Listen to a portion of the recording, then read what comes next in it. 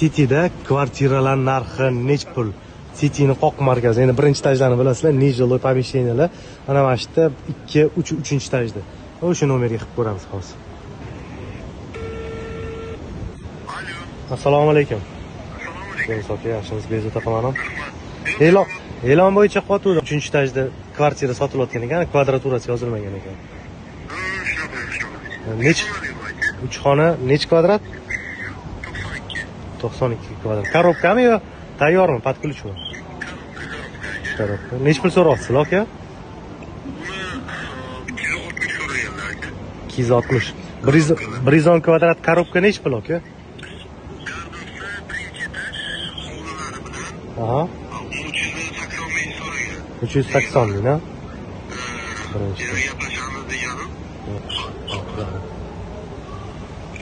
Eshitdinglar, korobkani 3 xonali korobka xonadonni Toshkent City'da 3-etajdan 260 ming deyishdi.